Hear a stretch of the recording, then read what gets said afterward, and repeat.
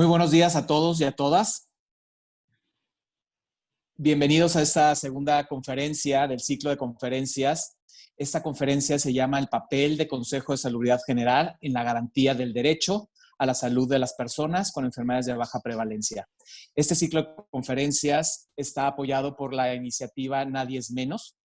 Esta iniciativa es una plataforma conformada por la Asociación Mexicana de Fibrosis Quística AC, VIDEMATCH, Fundación Mexicana para Niños y Niñas con Inmunodeficiencias Primarias AC, FUMENI, y Unidos Combatiendo la Esclerosis Múltiple AC, USEM. Nuestro objetivo es contribuir a la garantía efectiva del derecho a la salud en México, especialmente en la prevención, detección oportuna y tratamiento integral de las personas con algún tipo de enfermedad de baja prevalencia. En esta ocasión, y para impartirnos esta conferencia, es todo un honor y todo un orgullo poder presentar al doctor César Alberto Cruz Santiago. Él es director general de Evaluación Científica y Técnica del Consejo de Salubridad General. Es médico cirujano por la UNAM, con más de 25 años de experiencia en la atención médica, tanto en instituciones públicas como privadas. Tiene una maestría en Ciencias Médicas por la UNAM y una maestría en Economía de la Salud por la Universidad Iberoamericana. Y tiene diversos estudios de posgrado, tanto en México como en el extranjero, con especialidad en cirugía general y en coloproctología. Ha realizado actividades de docencia en diversos niveles e instituciones, así como diversas actividades de investigación científica. También ha ocupado diversos cargos y funciones en el Consejo de Salubridad General, como secretario técnico de la Comisión de Análisis, Evaluación, Registro y Seguimiento de Enfermedades Raras, y como secretario técnico de la Comisión Institucional de Cuadro Básico y Catálogo de Insumos del Sector Salud. También ha coordinado médicos especialistas en la subdirección. Ha sido, coordinador médico especialista en la Subdirección de Servicio de la Salud a Pemex y ha ocupado diversos cargos directivos en el IMSS y en el ISSSTE. Vamos a dar inicio a esta conferencia y damos la bienvenida al doctor César Alberto Cruz Santiago. Bienvenido, muchas gracias. Muchas gracias a todos, es un verdadero gusto y un honor poder platicar con ustedes. Agradezco infinitamente la oportunidad que se me brinda el día de hoy de dialogar y de compartir algunos conceptos de este tipo de problemas que nos atañen a todos y en donde todos tenemos que coayudar para dar solución a este mismo problema. En obvio de tiempo y como veo que la agenda está cargada y que además lo más importante de este tipo de agendas es el conversatorio, el intercambio de ideas, preguntas, etcétera. Entonces voy a permitirme pues presentar algunas reflexiones al tema y algunos asuntos que estamos desarrollando desde el Consejo de Salubridad para dejar tiempo al diálogo y a la interacción. Entonces, si me permiten compartir la pantalla para poder... Claro que sí, y mientras les voy comentando también que va a haber una sesión de preguntas y respuestas donde van a poder, vayan mandándonos sus preguntas, sus comentarios y en esta sección los vamos a ir haciendo y resolviendo. Gracias. Adelante, doctor. Muy bien, muchas gracias. Pues gracias por la presentación y vamos a iniciar. Tal y como es públicamente reconocido y desafortunadamente ahora por esta situación de emergencia en la que nos encontramos, el Consejo de Salubridad General es un órgano que ha tomado una relevancia en el tratamiento y ayudar en la solución de estos problemas. El Consejo de Salubridad General, entonces, es un organismo que existe desde la Constitución de 1917. Es importante considerar que es un órgano colegiado donde confluyen 8 secretarías de Estado, donde confluyen todas las instituciones de la seguridad social, organismos de la sociedad civil, industria farmacéutica, cuestiones de ética y demás, para dar una idea de la resolución colegiada de problemas de salud. Entonces, precisamente, uno de los puntos importantes que tiene a su cargo el Consejo de Salubridad, entre otros, se posiciona como la autoridad sanitaria rectora en las políticas públicas en salud, incluyendo la priorización de las enfermedades conocidas como enfermedades raras. Sé que uno de los tópicos a tratar es la nomenclatura de este tipo de enfermedades, pero vamos a tratarlos desde este punto de vista para considerar el elemento de la definición de enfermedades raras. Muy bien. Es importante desde el inicio considerar qué cosa podemos decir que es rara, o qué cosa es una rareza, o qué cosa es algo que no está en la normalidad, vamos así decirlo. Bueno, pues desde el punto de vista estadístico, el famoso matemático Frederick Gauss diseñó una descripción de cómo puede considerarse la normalidad en la vida diaria. Entonces, él abordó la famosa campana, la famosa curva de Gauss, como se ha llamado, de diversas medidas, y quiere decir, pues, que la mayoría de los fenómenos que nosotros podamos medir en la vida diaria caen dentro de esta descripción. Esto es, van a estar en la media más 2 desviaciones estándar. Eso es lo que se puede considerar como una normalidad. Todo lo que no está en la media más 2 desviaciones estándar podría considerarse como un evento que es un evento raro o poco común o escaso. ¿Qué quiere decir? Bueno, si medimos cualquier cosa que ustedes quieran medir, la estatura promedio del mexicano va a ser una estatura promedio más o menos 2 desviaciones estándar, y puede haber alguien que sea muy alto, que mida 2 metros 20 centímetros, que estaría más o menos 2 desviaciones estándar, o alguien que sea muy de baja estatura, que pueda medir 1,40, no sé, y este tipo de situaciones se consideran desde este punto de vista como lo que el raro conlleva. Pero hay un punto de relevante importancia. La definición que se ha tomado en la Ley General de Salud, en el artículo 224, dice que las enfermedades raras son aquellas que tienen una prevalencia de no más de 5 personas por cada 10,000 habitantes. Entonces, 5 por 10,000 habitantes. Es un punto importante porque ahorita vamos a ver que no es lo mismo en diversas partes del mundo. O sea, no es una definición que sea estándar. Si nosotros definimos otro tipo de variables, estas sí van a tener una definición estándar a lo largo del mundo. Pero la frecuencia o la prevalencia sí ha tenido algunas variedades, y en México es 5 por cada 10,000 habitantes. Estos tipos de enfermedades representan pues un evento importante porque tienen una problemática que vamos a tratar de desglosar y que ustedes conocen mejor que nosotros. A nivel mundial se calcula que existen en algunos registros más de 8,000, en otros registros más de 14,000, en otros registros alrededor de 11,600, porque además, como la prevalencia no es uniforme, tampoco lo es la cantidad, pero son miles de variedades de enfermedades raras que se reconocen en el mundo. Estas enfermedades son crónicas y a menudo amenazan la vida, y la mayoría son de causa genética. Sin embargo, puede haber otro tipo de alteraciones considerando nada más el criterio de la prevalencia. Esto es muy importante porque este tipo de enfermedades tienen en común el nombre, pero son entidades nosológicas muy diferentes unas de otras. Y esto es un punto muy importante a analizar, porque puede ser por criterios de prevalencia, enfermedad rara que tenga que ver con el sistema nervioso central, una enfermedad rara que tenga que ver principalmente con los factores de la coagulación, una enfermedad rara que tenga que ver con la síntesis de una determinada enzima y que a su vez produzca efectos en la marcha. O sea, diversas enfermedades que no se pueden, no son un grupo nosológico claro, sino son diversos grupos nosológicos que tienen como elemento común esta prevalencia observada.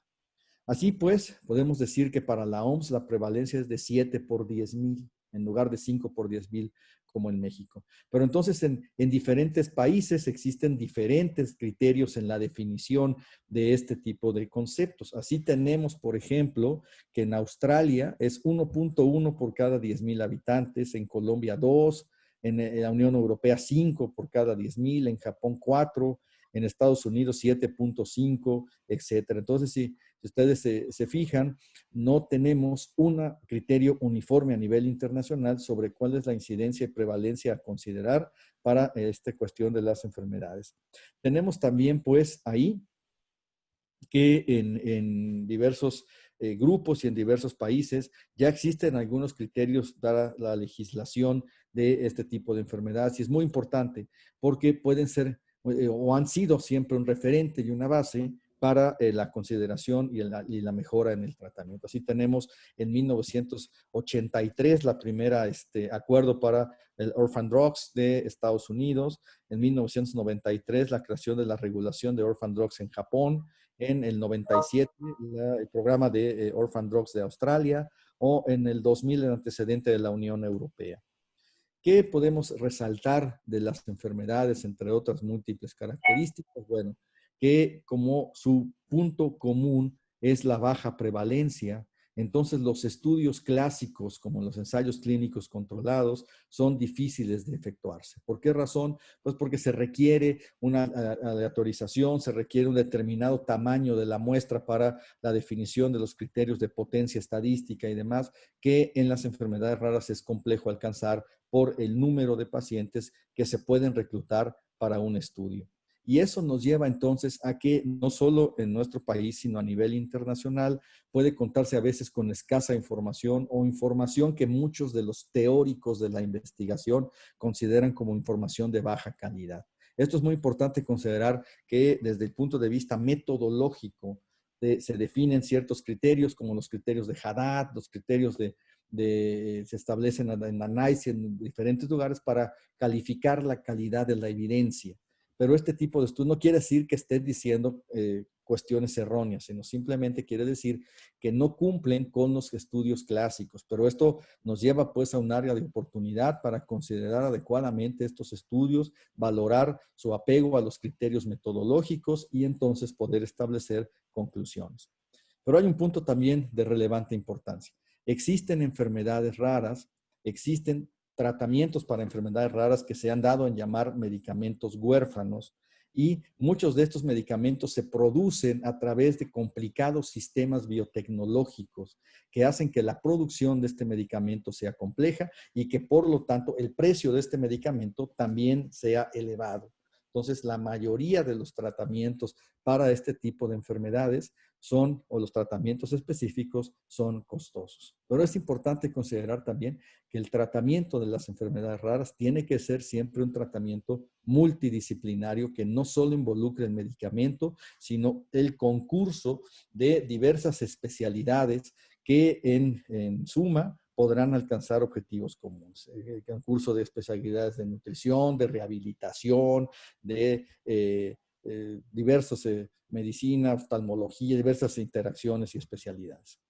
En México, entonces, a partir de la definición de la Ley General de Salud en el artículo 224 bis, se empezaron a tomar condiciones para la creación de una normatividad en el tratamiento, estudio y manejo de las enfermedades raras. Conociendo entonces puntos de relevante importancia, se advirtió la necesidad de la creación de una legislación en enfermedades raras.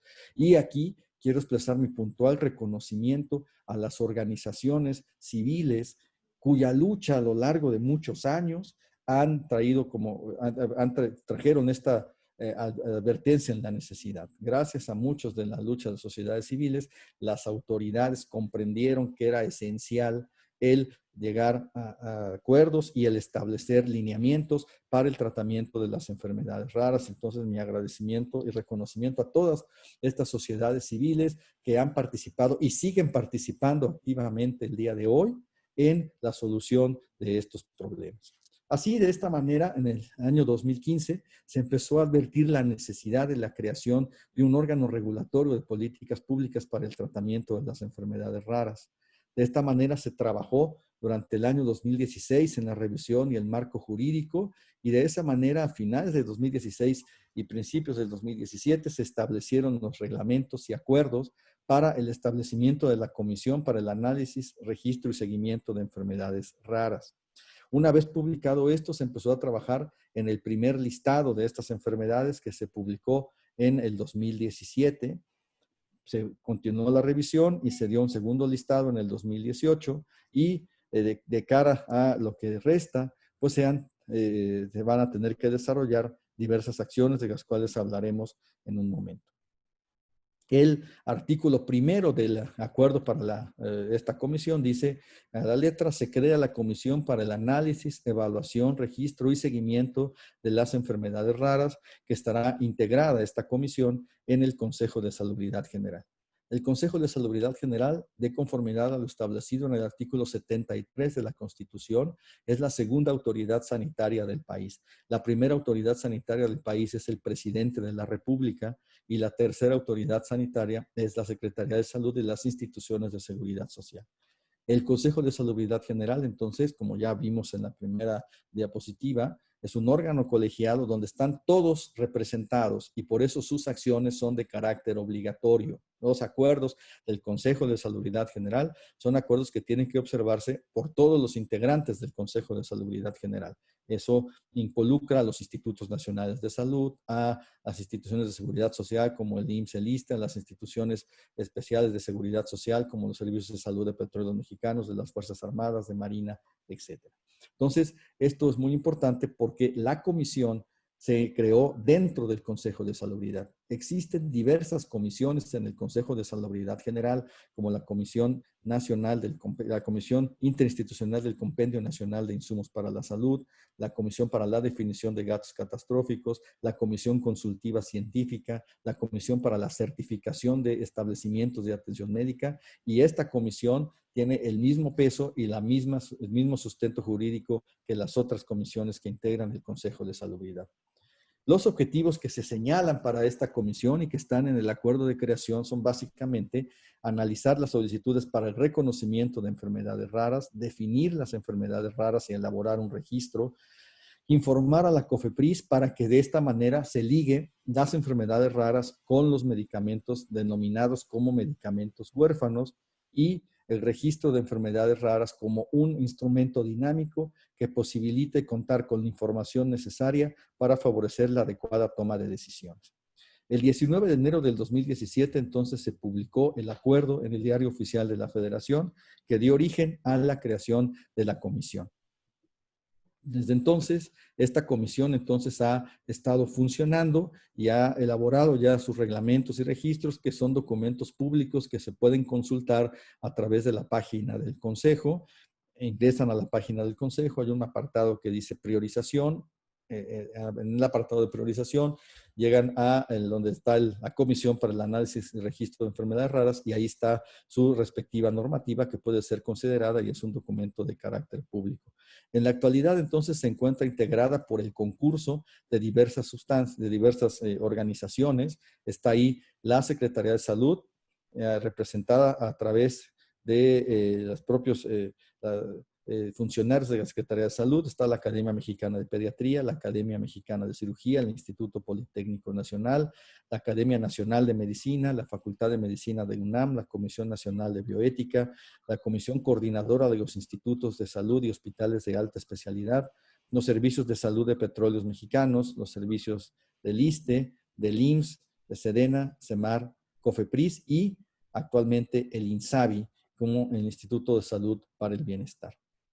Básicamente, en el artículo 4 del reglamento de esta comisión es donde están las funciones que tiene que desempeñar esta comisión. Y las funciones entonces que tiene que desempeñar la comisión tienen que ver básicamente con el trabajo que ya estuvimos exponiendo. Esto es, el analizar las enfermedades que se van a reconocer como enfermedades raras y el definir entonces su listado y su adecuado registro. La comisión, como todas las comisiones del Consejo de Salubridad, trabaja a través de los comités técnicos específicos que analizan y que donde están, son cuerpos colegiados de trabajo formados por especialistas en la materia provenientes de todas las instituciones que integran la comisión y que trabajan precisamente en el análisis de estas solicitudes. Así tenemos pues el comité que corresponde al análisis de enfermedades lisosomales, el comité que corresponde al análisis de enfermedades oncológicas, el comité de otras enfermedades genéricas como alteraciones cromosómicas, alteraciones de gen único y las demás que se encuentren determinadas por la comisión. Como ya habíamos apuntado, en el año 2017 se produjo la primera lista de enfermedades raras, donde se tenía este listado y se contrastaba de una manera importante con lo que nosotros teníamos para la detección de estas enfermedades.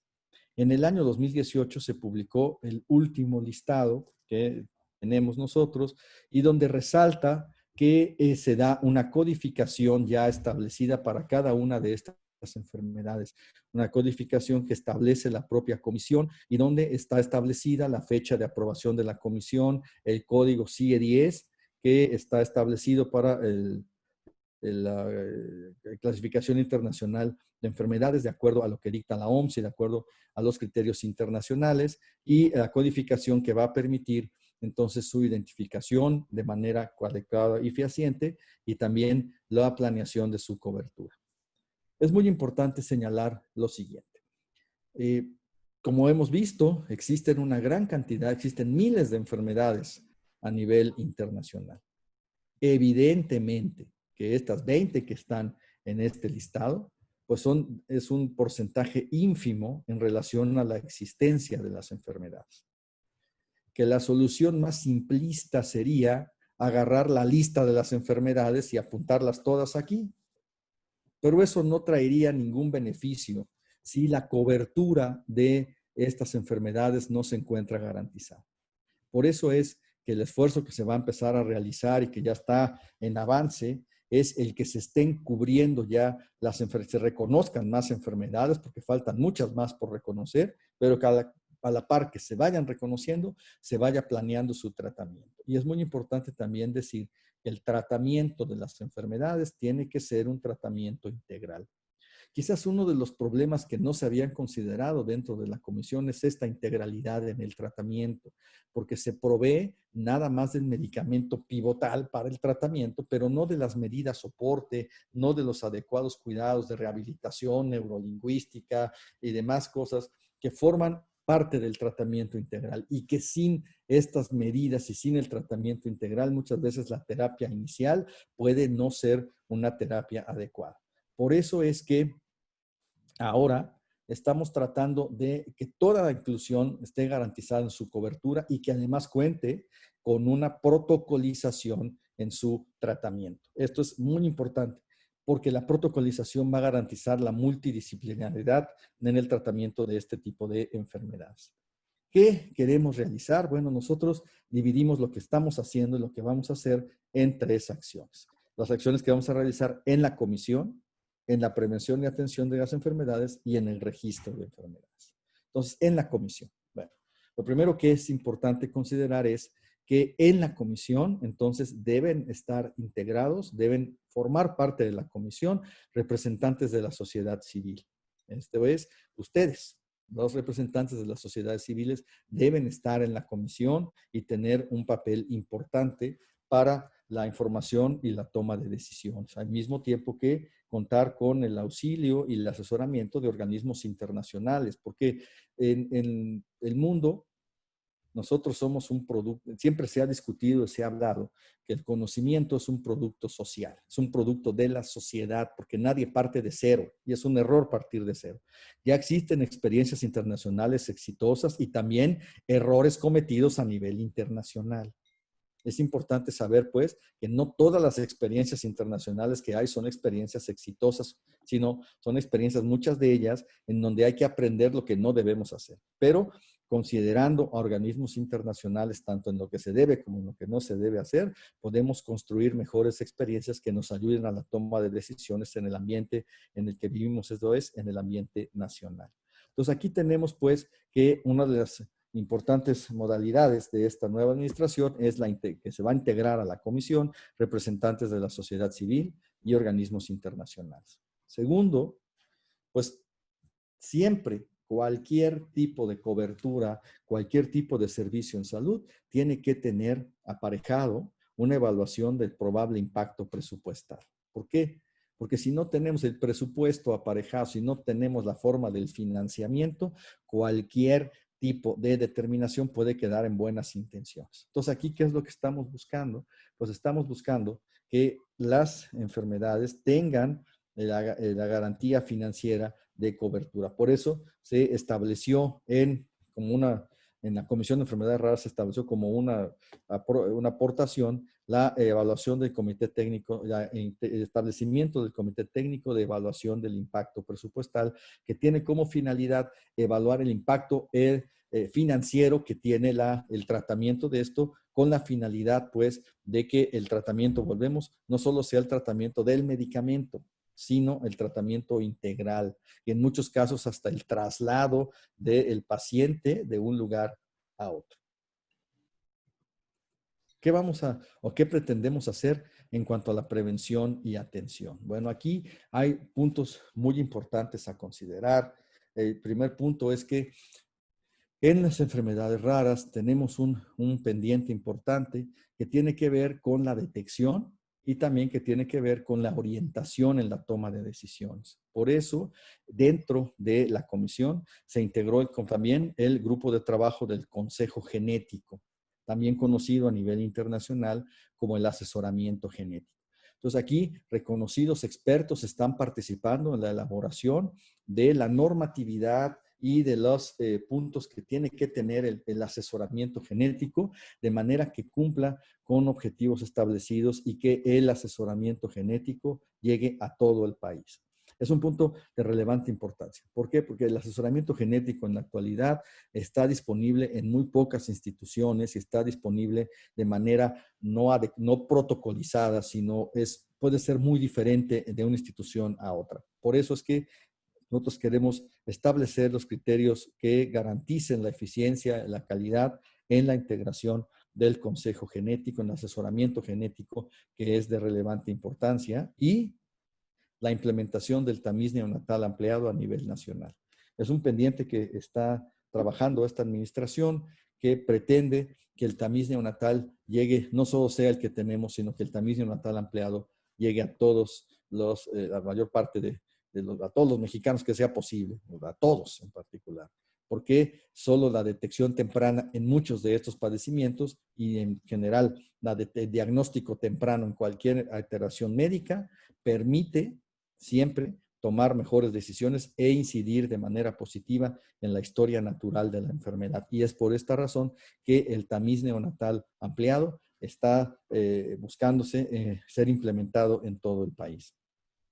En la actualidad, en la comisión se encuentran dos solicitudes pendientes para integrarse al listado. La distrofia muscular, que fue presentada por el Instituto Nacional de Rehabilitación, y la amiloidosis heredofamiliar no especificada, que fue presentada por el Instituto Nacional de Nutrición y Ciencias Médicas. La condición de emergencia que vivimos en la actualidad ha demorado la toma de decisión en cuanto a estas enfermedades, que será retomada a la brevedad. Tenemos plena conciencia que la pandemia es un fenómeno de muy relevante importancia que nos ha dado condiciones inéditas, inimaginables inclusive hace 6 meses o más.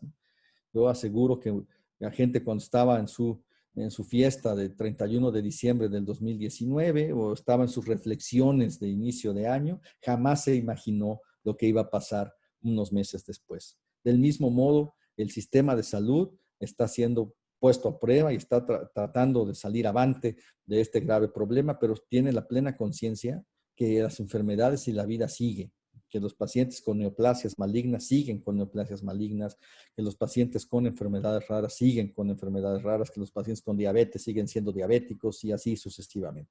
Por eso es que estamos ya participando en diversos esfuerzos para no demorar más la atención y tratar de la medida de lo posible de continuar con el tratamiento de todos ellos, sin descuidar el tratamiento de la emergencia que estamos viviendo.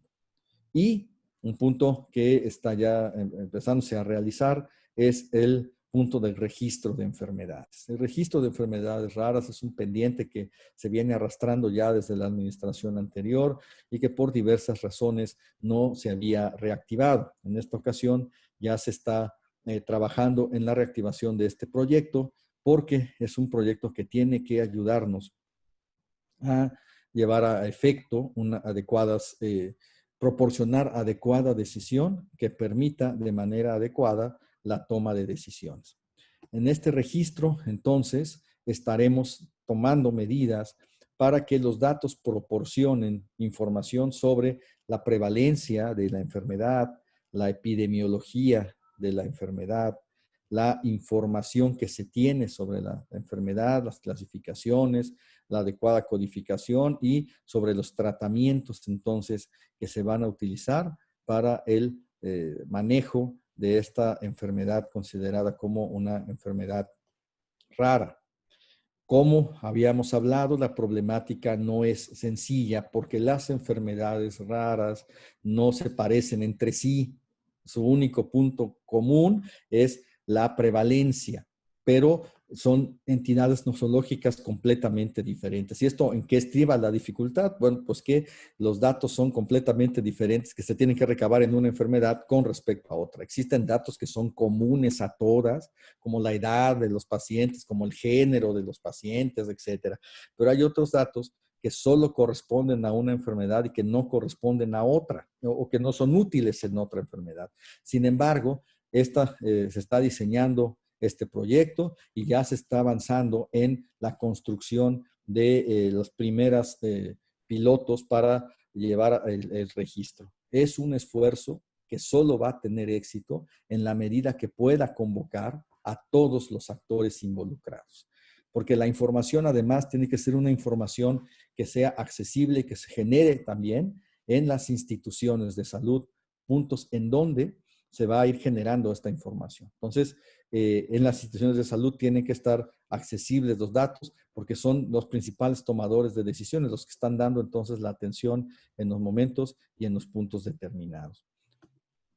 El objetivo, los criterios que se va a dar este registro, pues es el recabar información, estar en constante mantenimiento y en constante alimento para corresponder a la realidad. No puede ser un registro que se levante ahorita y se actualice cada 5 años. Se tiene que actualizar periódicamente porque periódicamente están apareciendo datos que generan a través de la atención del paciente, a través del diagnóstico, a través de la probable identificación de nuevos casos, etc.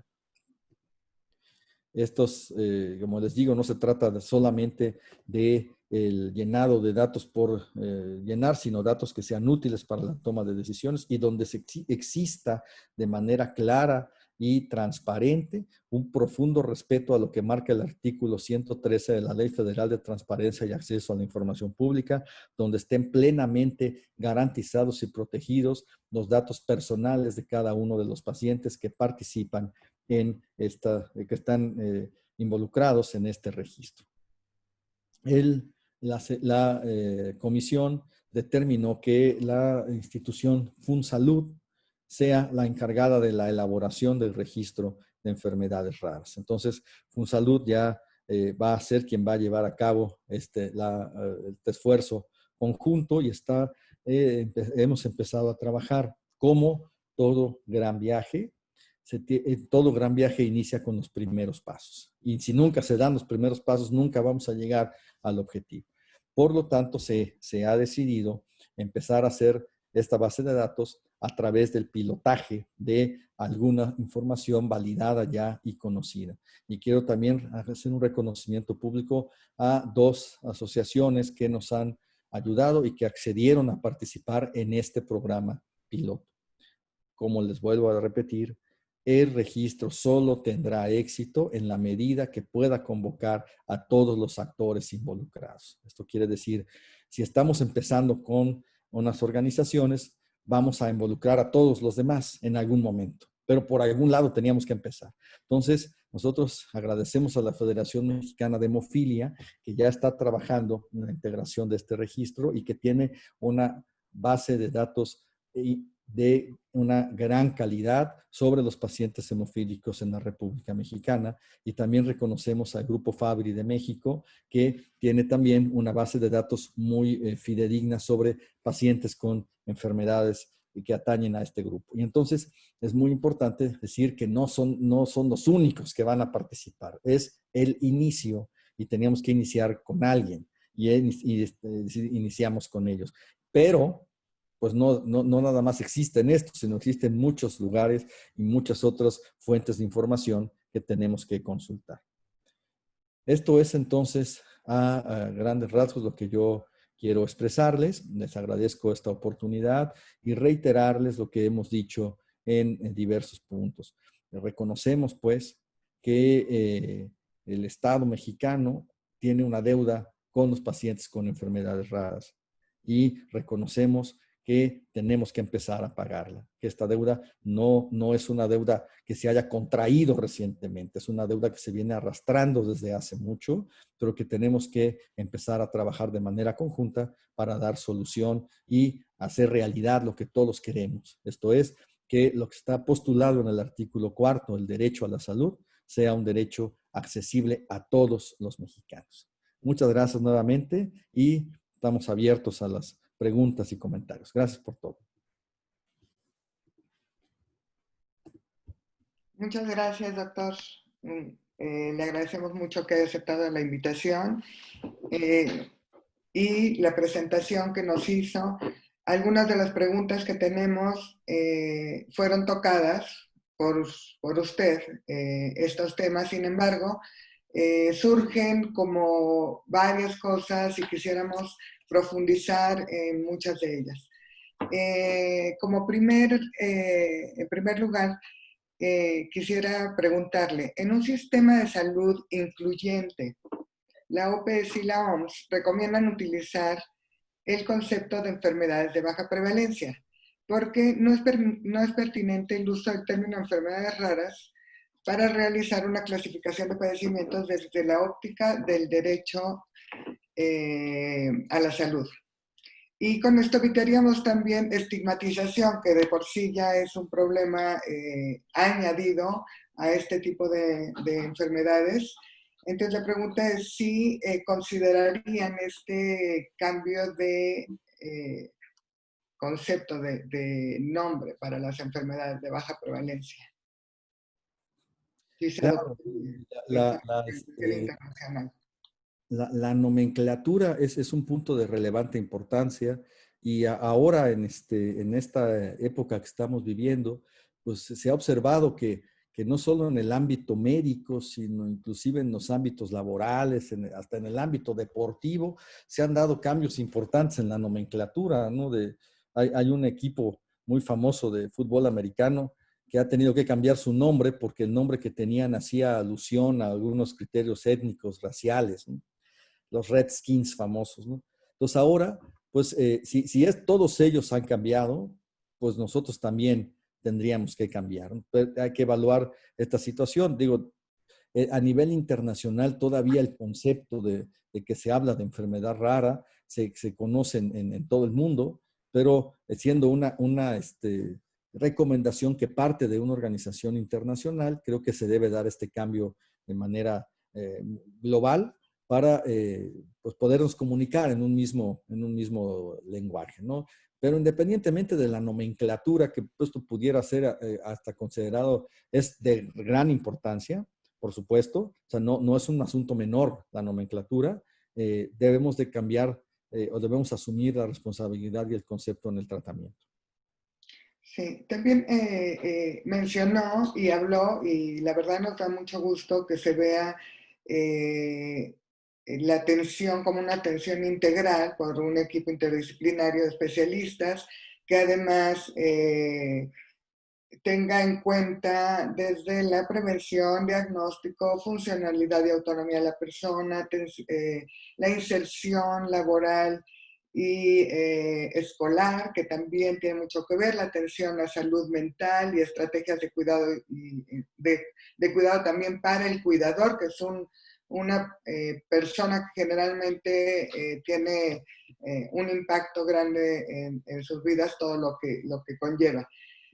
Vemos con agrado que esto es como la visión que tiene ahorita el gobierno y el Consejo de Salubridad General. Lo que aquí quisiera decirles es, las asociaciones, y aquí voy a juntar dos preguntas porque las tenía separadas, las asociaciones civiles juegan un papel muy importante. Y de hecho, es como se ha caminado y en lo que se ha tratado de incidir desde tiempo muy atrás. Y aquí pongo ejemplo, por ejemplo, de fibrosis quística, que tiene ya un centro de atención integral en el Hospital Infantil de México Federico Gómez, donde tiene todo esto contemplado, y en Monterrey hay otro, y como esto, todos nosotros estamos trabajando en esto. La participación de la sociedad civil, como ustedes dicen, es muy importante, pero ¿cómo entrar a estas comisiones para ser parte de la toma de decisiones con toda esta expertise, toda esta experiencia que ya se tiene y todo esto que se ha trabajado? Muchas gracias por la pregunta. Nosotros detectamos, y también como una experiencia exitosa a nivel internacional, que la participación de pacientes en el tratamiento y las decisiones de enfermedades de baja prevalencia es fundamental, porque las condiciones son diferentes a las de una enfermedad estándar, vamos así decirlo, y se necesita el expertise que solo las asociaciones y que solo los pacientes tienen.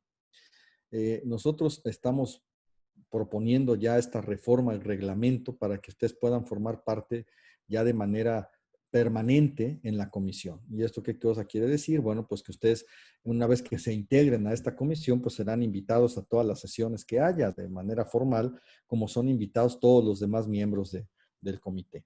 Entonces, es la situación, independientemente de no cancelar nunca el diálogo que se puede llevar a cabo siempre que se convoque a expertos, se tiene que considerar a los expertos más importantes, que son los pacientes. Se tiene contemplado con voz y voto la participación de las asociaciones civiles.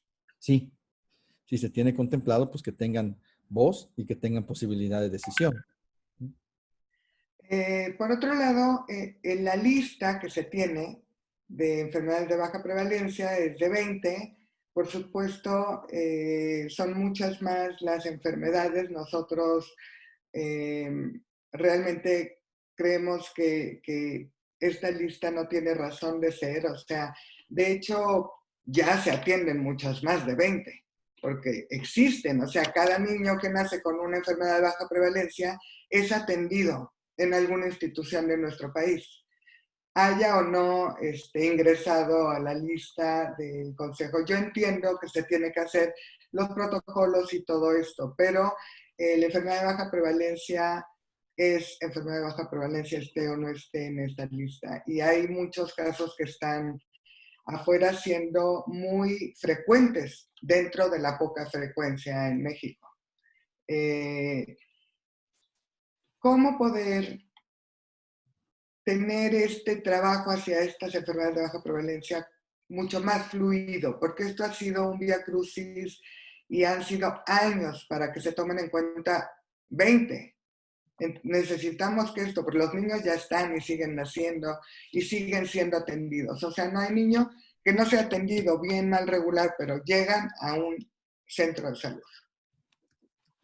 Es totalmente correcto. O sea, creemos pues que en la lista tuvo su razón de ser para empezar con, yo creo que era un punto de partida en ese momento, en el contexto en el que no había nada. Siempre es mejor que hubiera algo a que no hubiera nada. Y ahora tenemos que dar un paso adelante en este manejo, porque usted lo ha dicho de manera contundente y además muy correcta. En las instituciones de salud se atiende a los pacientes y se van a dar la atención mejor en la medida de sus posibilidades, independientemente de si se conoce o no la enfermedad, o si está en el listado o no está. O sea, no porque no esté en el listado. De alguna manera tenía un vínculo presupuestal esta lista, pero con los cambios que se han orquestado en el sector salud, con la aparición del INSABI en lugar de la Comisión de Protección Social en Salud, pueden propiciarse muchos cambios en esta estructura. Y yo pienso que podemos, como usted dice, actualizar muy pronto esta lista. Siempre, y les digo, la solución no es tomar las 8,000 que tengamos en un listado internacional, incluir las 8,000 y ya tenemos una lista muy completa. Eso tampoco sería una solución adecuada, porque sabemos que existen, pero lo importante sería que esta existencia esté aparejada a un tratamiento adecuado. Y la construcción de esta protocolización, que siempre se basa en la mejor evidencia clínica y epidemiológica disponible, pues tiene que hacerse y tiene que cimentarse. Pero la gran ventaja de esta lista, y que eso es algo que nos llena de un poco de tranquilidad, es que no solo se atienden estos 20, sino se atienden mucho más tipos de enfermedades que podrían englobarse dentro de este criterio de prevalencia. Sí, yo le haría una última pregunta para dejar pasar a las preguntas de las personas que nos hacen favor de acompañarnos, lo cual agradecemos mucho. Es, el tamiz neonatal contempla 6 enfermedades. Un primer derecho de la persona es saber que tiene.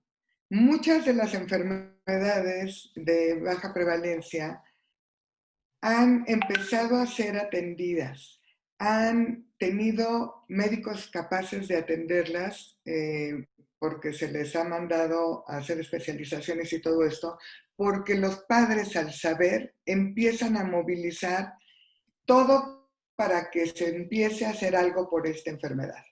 Entonces, aquí hay como mi pregunta es, no digo porque no tengo cómo atender o tengo el derecho de saber porque por lo menos yo voy a hacer algo.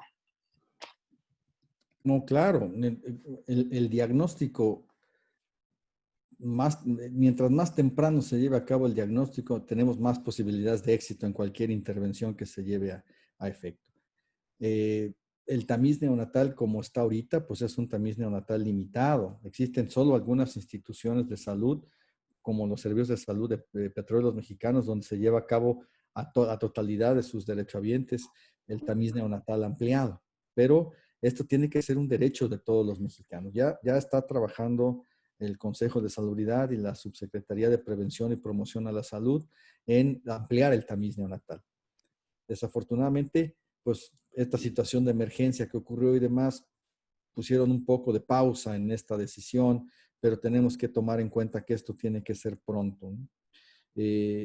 Hay que identificar cada vez, mientras más pronto identifiquemos estas anormalidades, más posibilidades tenemos de intervenir de manera adecuada en estos pacientes y no esperar hasta que las secuelas o los efectos tardíos de alguna enfermedad lleven al paciente a la búsqueda de atención, porque entonces ya será poco el resultado que podamos hacer. Mientras más pronto será mejor, y por eso estamos plenamente convencidos que esto tiene que implementarse y estamos ya trabajando en que esto sea posible. Sí, si quieres pasamos a las preguntas de las personas que nos acompañan. Mayela, si quieres, tú. Sí, Lupita, muchas gracias. Gracias, Lupita, y gracias, doctor César Cruz, por la exposición y estas reflexiones compartidas. Voy a dar lectura a las preguntas que nos han llegado tanto en Facebook Live como aquí mismo en el webinar. Y voy a leerlas en lo general para que puedas, doctor, contestarnos también en lo general y con las especificidades que consideres. En primer lugar, las primeras preguntas que llegaron tienen que ver con el listado, que te agradecemos la explicación que nos has brindado respecto a esto. Desde luego también la consideración de que se tiene que modificar la óptica que se ha tenido históricamente, así fue, pero ahora estamos en otro contexto y sobre todo en otra situación jurídica donde se establece la cobertura universal. Y entonces la importancia de transitar hacia ello. Entonces, algunas preguntas tienen que ver con eso. Se pregunta, ¿por qué algunas enfermedades de baja prevalencia tienen cobertura y otras no? Refiriéndose a las 20 que están en el listado. O sea, ¿cuál ha sido el criterio para definir que esas 20 sí tengan cobertura y todas las demás no, o algunas ya reconocidas no, cuando sí existen pruebas confirmatorias, pruebas de diagnóstico y tratamientos ya reconocidos que incluso están en el Compendio Nacional de Insumos y Medicamentos que el propio Consejo de Salubridad General ha publicado? Esa es una de las preguntas. Y continúan otra pregunta diciendo, mientras existan, sigan estas listas y los largos procedimientos para la inclusión, las personas seguirán siendo excluidas, produciéndose discapacidades y muerte. Otra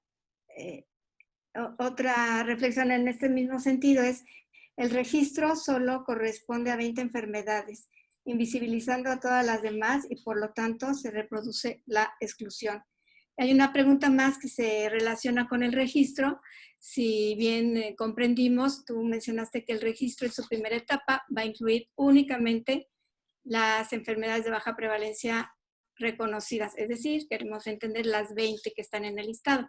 Entonces, igual el registro va a nacer también reproduciendo esta exclusión y profundizándola al no visibilizar todas las enfermedades que actualmente existen en México y que son atendidas de una u otra manera.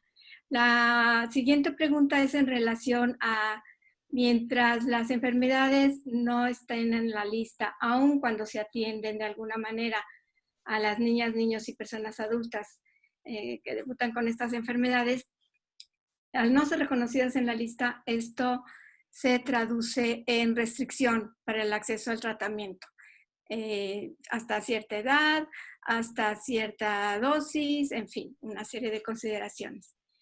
Hay otra pregunta de cuál sería la diferencia de estar en el listado de enfermedades raras y el listado de enfermedades que ocasionan gastos catastróficos, en el sentido de que las listas continúen como están. Vamos dando respuesta a esto porque ya se acumularon varias. Entonces, Muy bien, doctor. Desde luego, adelante, por favor. entonces, voy a empezar con la última y de ahí voy a tratar de dar respuesta a todas ellas. Son el listado que ocasiona gastos catastróficos.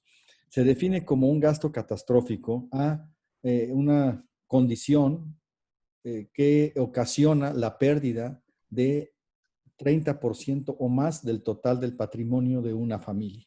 O sea, cuando existe una condición que obliga a que una familia tenga que gastar el 30% o más de su patrimonio para solventar este gasto, entonces se conoce o se determina como un gasto catastrófico. Esta es la definición que se tomó en consideración. Entonces, las condiciones que ocasionan gastos catastróficos pueden no ser una enfermedad rara. Entonces, les voy a dar un ejemplo. El cáncer de pulmón es una enfermedad que es el cáncer más prevalente en el mundo. No es una enfermedad rara en cuestión de prevalencia, porque desafortunadamente hay mucha gente que padece cáncer de pulmón. El cáncer de mama es otra alteración, por ejemplo. El infarto agudo al miocardio es otra alteración que desafortunadamente no son raras, pero que ocasionan un gasto catastrófico.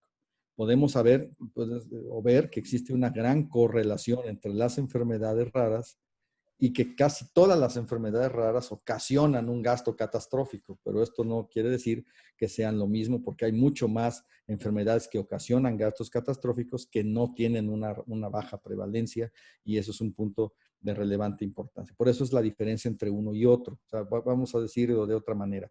Casi todas las enfermedades huérfanas, las enfermedades raras y medicamentos huérfanos son un gasto catastrófico, pero la mayoría de los gastos catastróficos no son enfermedades de baja prevalencia, sino son problemas que desafortunadamente se presentan de manera cotidiana. Y como los que mencioné, como el cáncer de pulmón, el cáncer de mama, el cáncer de colon, los accidentes, los infartos, etc. Ahora, han hablado con razón sobre muchos de los puntos de relevante importancia. En el 2017, cuando se creó la comisión para el tratamiento, vamos a situarnos en un diferente contexto, diferente administración y diferentes puntos. No había nada, y siempre es mejor tener algo que no tener nada. Y en todas las listas, siempre en toda generalización, siempre se va a cometer un sesgo, porque siempre va a quedar algo que no quedó incluido. O sea, eso es imposible de cubrir al 100%. Evidentemente que 20 enfermedades son una situación que podríamos considerar hasta ridícula en comparación con las 8,000 o demás que existen, pero partieron de un listado, se juntaron unos expertos en ese momento y los expertos decidieron que estas eran las enfermedades raras que tenían que ser prioritariamente atendidas, sin que, y nunca fue la intención que fueran las únicas. O sea, ¿Por qué fueron las únicas y se quedaron estas 20? Bueno, no podría yo decirles realmente a ciencia cierta cuál era el contexto que privaba en ese momento, porque yo no estaba ahí. Pero lo que se puede advertir de las minutas y de lo que pudimos analizar, pues era el punto de partida para empezar a partir de esto. El registro evidentemente tiene que partir de estas enfermedades, pero un punto que es de relevante importancia es como todo, miren, si establecemos los cimientos adecuados, la construcción del edificio va a ser sólida y vamos a poder construirlo de manera adecuada. Pero una vez establecidos los cimientos, entonces los cimientos se van a establecer con estas 20, pero van a poderse incluir cuantas enfermedades sean necesarias, porque ya vamos a tener el andamiaje a partir del cual construir la información. Ahorita no tenemos nada de eso, o sea, y es con pues, cierta situación importante a considerar. Si nosotros queremos saber la información precisa de muchas de estas enfermedades, no hay, porque varía mucho de institución a institución, y si consideramos que en el cambiante sistema en que ahorita nos encontramos, hay gente que pierde trabajo y entonces pasa de ser de la Seguridad Social a ser del INSABI, y entonces pierden en el seguimiento muchos datos. Eso es lo que queremos que ya no ocurra, porque el paciente va a tener un registro único y una vez establecido eso, aunque ya no esté en el IMSS ni en el ISSSTE, sino pase al INSABI, o al revés, estaba en el INSABI y ahora tiene un trabajo de la Seguridad Social, entonces no se pierde esta información. Coincido con ustedes, no es limitativo lo de las 20, tiene que empezar con algo, pero también ustedes han apuntado un punto de relevante importancia. Aunque no esté en el listado, se da atención a los pacientes. Y corresponde a este trabajo en equipo hacer que ¿cómo se puede exigir que exista una atención llamada de calidad, eficacia y excelencia en los pacientes? Pues se puede exigir a partir de la construcción de medidas adecuadas, de protocolos adecuados de tratamiento, para que el tratamiento eficaz sea el mismo que se lleve a cabo en una o en otra institución. Y este es precisamente parte del trabajo de la comisión, la construcción de estas medidas que se construyen a través de los expertos y ustedes los pacientes, y que esto sea de observancia para todos. Tuve oportunidad de leer una pregunta que no se me preguntó, pero que la voy a contestar ahorita, que decía que si el Consejo iba a establecer acuerdos vinculatorios. Entonces, todos los acuerdos que establece el Consejo, todos son de carácter vinculatorio. Que no se hayan respetado con antelación no quiere decir que nunca hayan sido de carácter vinculatorio. Les voy a poner un ejemplo que se me pregunta con mucha frecuencia. El Compendio Nacional de Insumos para la Salud se acaba de publicar el 30 de abril del 2020. Y entonces me dicen que cuándo se va a publicar el acuerdo de adhesión de las instituciones. Respuesta: no tiene que haber un acuerdo de adhesión, se tienen que adherir. O sea, eso está en la ley. O sea, el que antes hubiera existido cuadros especiales de cada institución que nunca estuvieron de acuerdo a la ley, no quiere decir que ahora sería tanto como que dijéramos, ¿cuándo vamos a firmar como ciudadanos nuestro pacto de adhesión a que tenemos que respetar la Constitución? Pues eso es una cosa que todos la tenemos que respetar, aunque no hayamos firmado un pacto de adhesión. Pues aquí es igual. O sea, los acuerdos del Consejo se tienen que respetar, tienen ordenamientos jurídicos adecuados. Como siempre, y no solo en las enfermedades raras, en muchas cosas, la distancia a veces entre lo que debe ser y lo que es, puede ser una distancia que no corresponda totalmente lo que debe ser con lo que es. Pero es muy importante saber qué debe ser para poder exigir lo que es, se parezca o sea equiparable a lo que debe ser. Entonces, no va a ser limitativo de estas 20 enfermedades, pero tenemos que empezar con algo. Y el programa piloto está con la Federación de Hemofilia, con el Grupo Fabri. No quiere decir que sean los únicos que va a haber, van a estar todos, pero con algunos tenemos que empezar a construir esta plataforma para ver las necesidades informáticas, las necesidades de información, etcétera, etcétera. Muchas gracias, doctor. Te hago ahora unas preguntas relativas a presupuesto. Son varias con esa temática. Dice así, una vez teniendo el registro, ¿se garantiza un presupuesto y compras consolidadas de medicamentos para estos pacientes? Después tenemos otra que dice, el Consejo de Salubridad General tiene contemplado hacer alguna recomendación al legislativo para que se amplíe el presupuesto en salud para dar cobertura a las enfermedades de baja prevalencia. Una más que menciona qué porcentaje del presupuesto destinado a salud se destina a la atención de enfermedades raras y qué herramientas se usan para determinar cuánto destinan a cada enfermedad que ya está integrada en el registro.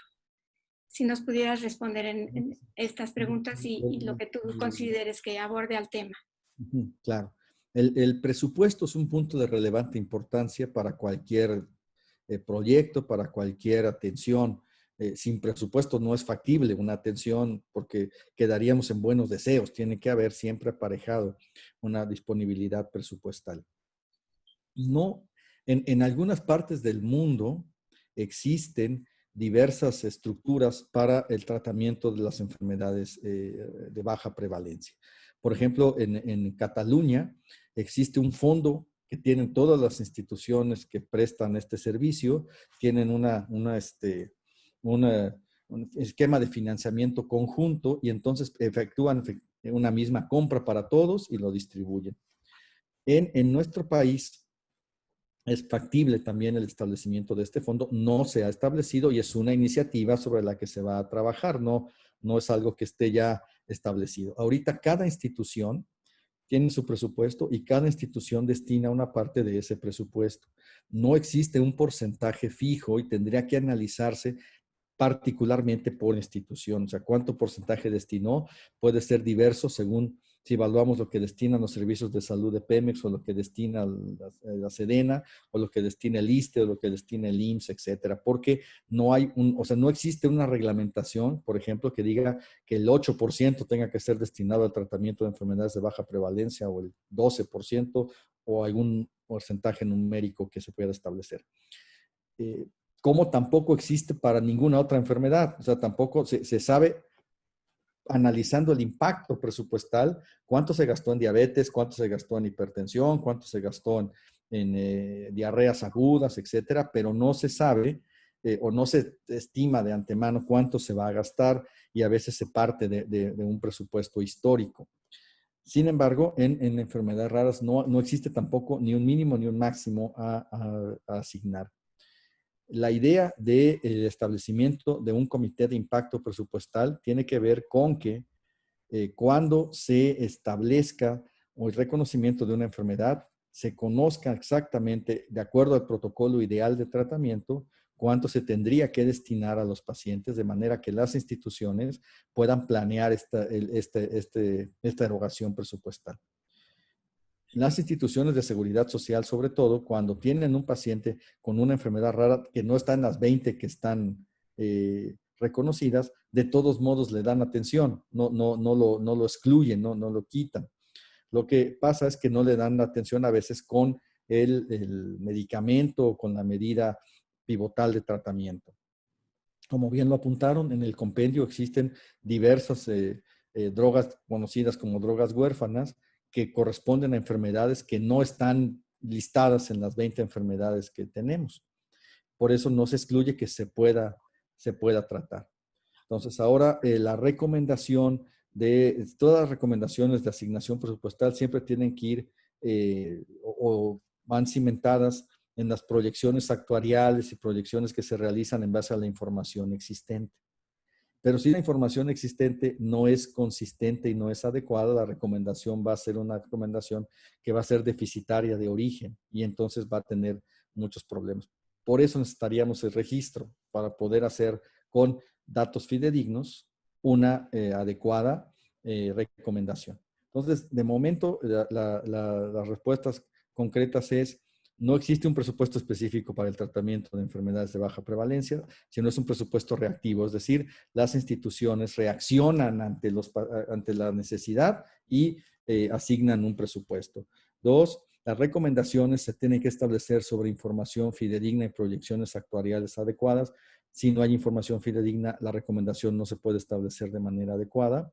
Y 3, No es limitativo de las 20 que están en la lista, todas se pueden atender, pero la idea es que cuando este análisis de impacto presupuestal oriente a las instituciones sobre la cantidad de presupuesto que tienen que destinar para atender de manera adecuada a este tipo de condiciones.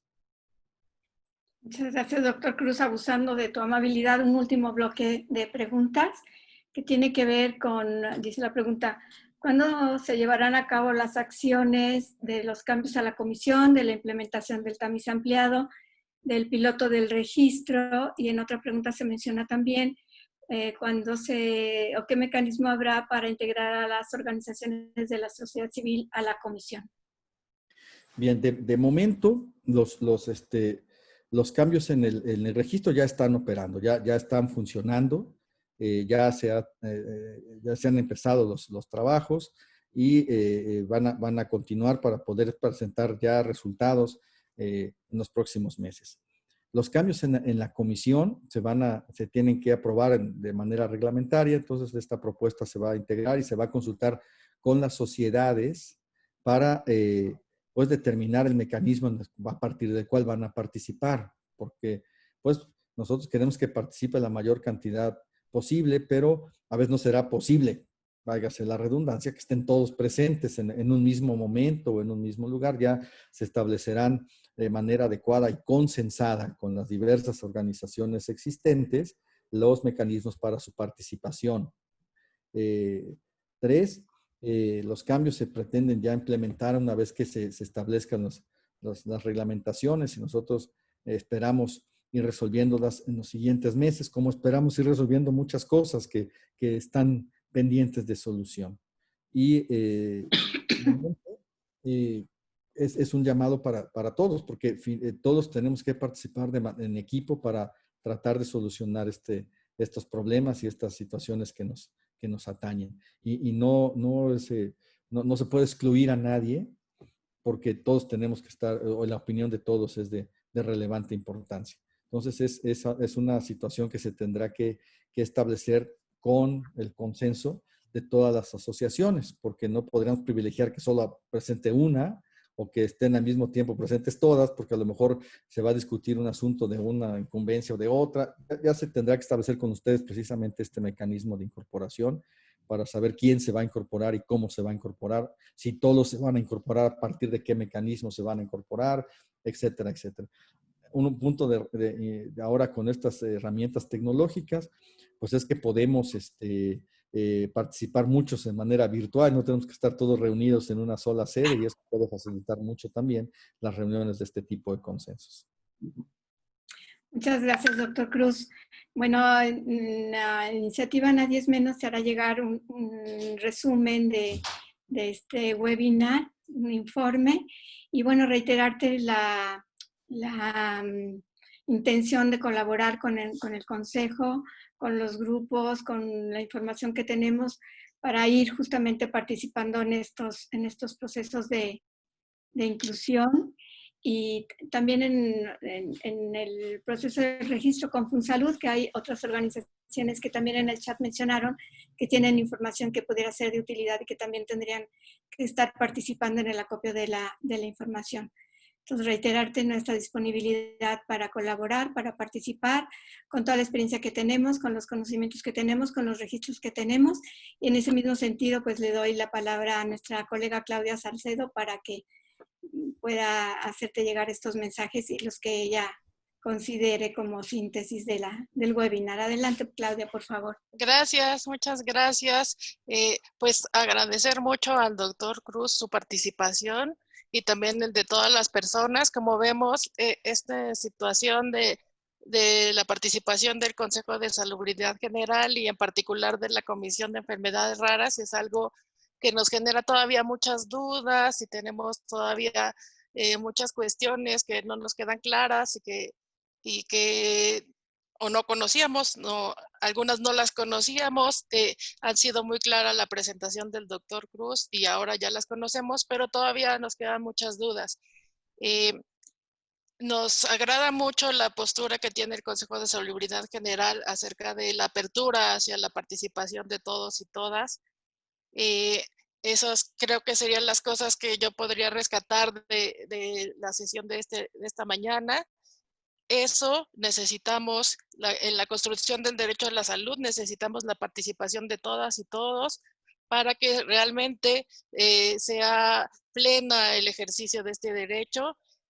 Me agrada mucho y celebro, y se dio ya incluso ahora en la sesión de preguntas, con todas las preguntas que nos hicieron, el que haya un debate y una deliberación pública, que realmente las cuestiones que se decidan sobre este tema que es tan complejo, que es el de las enfermedades raras, se dé a partir de esto, del debate de la deliberación pública. Tenemos muchos debates allí abiertos y que podemos trabajar en ellos. Está, para empezar, el debate acerca de la nomenclatura, enfermedades de baja prevalencia, enfermedades raras. ¿Cómo hacemos para que eso sea algo que nos sea funcional para poder generar una política pública?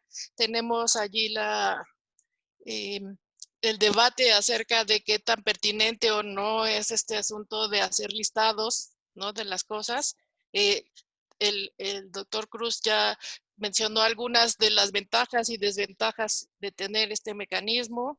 Tenemos también el debate, y lo mencionó el doctor, acerca de cómo se puede hacer una relación con la investigación clínica, que de por sí la investigación clásica está limitada en cuanto a la forma en la que se ha venido haciendo, que no permite que haya un avance en la investigación en cuanto a este tipo de enfermedades, como nos explicó él al principio, que no se ajustan a la norma, ¿no?, a esta curva de Gauss. ¿Qué hacemos con ellas? Porque están allí presentes y que con toda su diversidad, al final de cuentas, se ha mencionado varias veces en la sesión, pues al final de cuentas es casi el 7% de la población mundial. ¿Qué vamos a hacer con eso? El trabajo en equipo, que también lo mencionó varias veces el doctor Cruz, y que de hecho es una de las cosas del espíritu de nuestra iniciativa, ¿no? Nos juntamos precisamente quienes estamos ahora formando la iniciativa para eso, para trabajar en equipo, generar debate, generar deliberación y generar un acercamiento claro con las instituciones, con otras organizaciones que trabajan en la sociedad civil, con el mismo objetivo. Entonces, creo que eso es algo que podemos rescatar, y pues decirle al doctor Cruz que por supuesto que le tomamos la palabra a nosotros, nuestros aliados, y vamos a hacer llegar ese mensaje a todas las organizaciones y a todas las personas que estén dispuestas a trabajar por las enfermedades raras, para eso, para deliberar, para decidir, para participar. Creo que eso es algo que va a ayudar mucho a que podamos construir una política pública que sea realmente eficaz y eficiente para atender a las enfermedades de baja prevalencia. Hay mucho trabajo adelante, pero también, bien lo dijo el doctor Cruz, ya tenemos que empezar a sentar bases y bases firmes para poder avanzar. Quizás nos tardemos 10 años o 20 años en hacerlo, pero lo importante es iniciar. Y creo que por eso nosotros estamos generando esta serie de conferencias.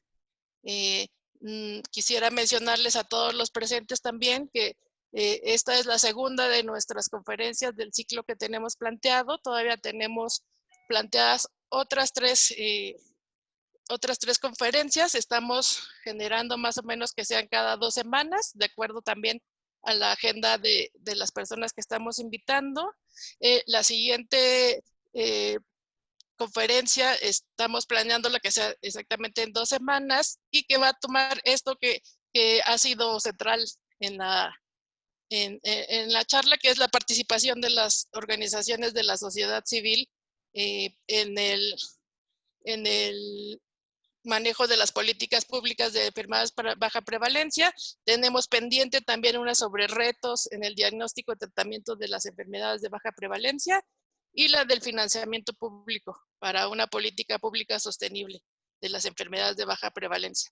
Estaremos informando en nuestras redes sociales, en nuestra página, en nuestro canal de YouTube. Estaremos informando sobre las fechas, los ponentes. Les pedimos a todos los participantes, al doctor Cruz, que vamos a estar haciendo llegar esta información para que nos acompañen y podamos seguir construyendo.